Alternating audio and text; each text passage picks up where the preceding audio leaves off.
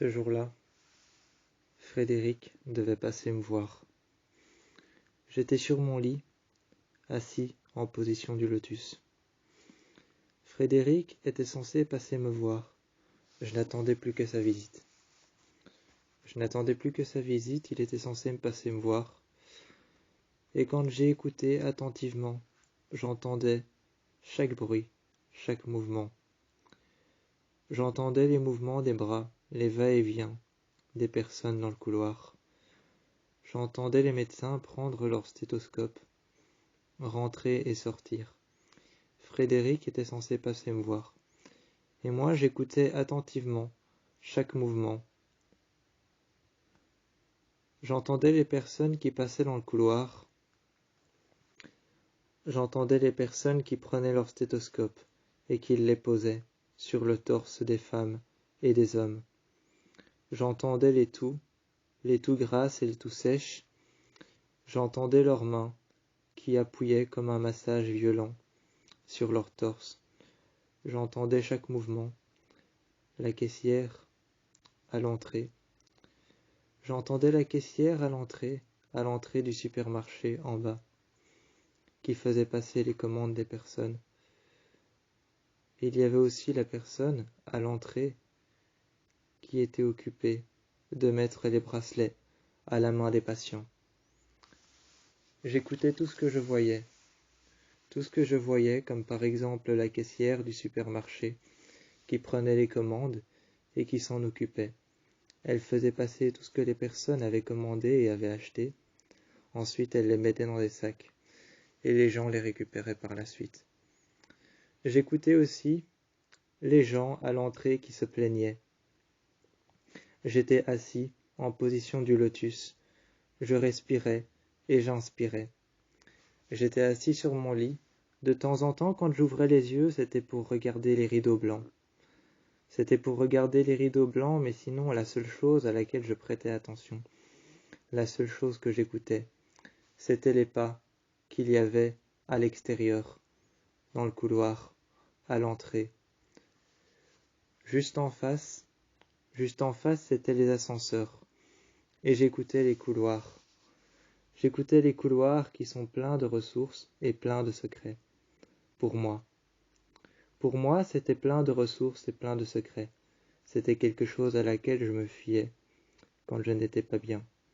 Quand Frédéric est arrivé, on m'a fait passer une série de tests. J'ai tout de suite lâché mon calepin et je l'ai déposé par terre. Frédéric l'a ramassé et me l'a rendu. Je l'ai pris en main et je l'ai gardé. Je l'ai pris en main. Il n'a pas regardé les pages, mais moi oui. J'ai regardé les pages attentivement. Il était écrit « Aujourd'hui, j'ai écouté les couloirs comme si c'était une conversation.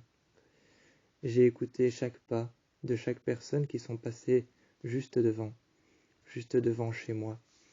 J'ai écouté chaque pas comme si c'était une conversation.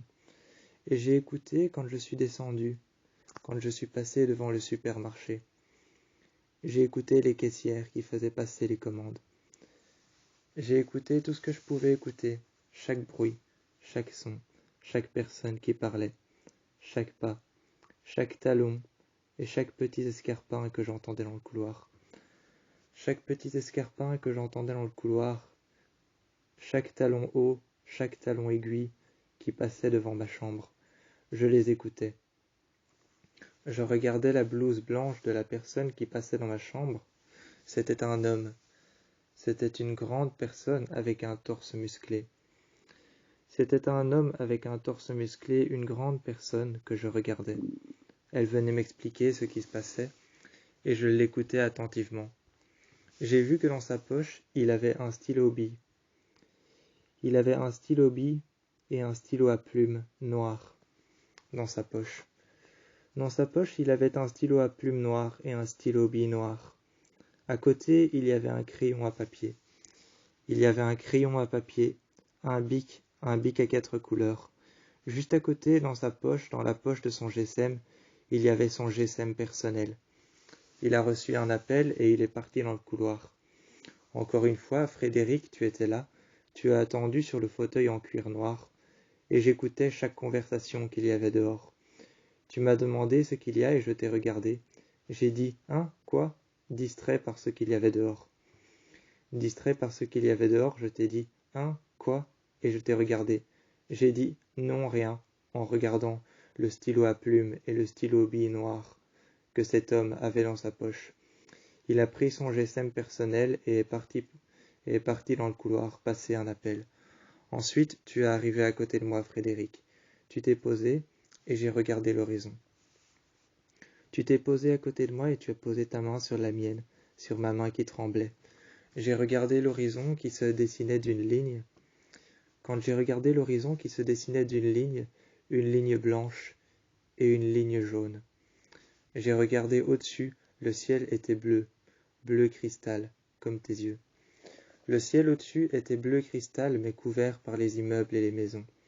J'ai regardé l'horizon, dessiné d'une fine ligne blanche et d'une fine ligne bleue. J'ai regardé cet horizon. Quand j'ai regardé l'horizon qui était dessiné d'une fine ligne bleue, une ligne bleue claire presque blanche, dessinée d'une fine ligne blanche et une fine ligne jaune, j'ai regardé par-dessus ces trois lignes qui dessinaient l'horizon. C'était la même couleur que tes yeux.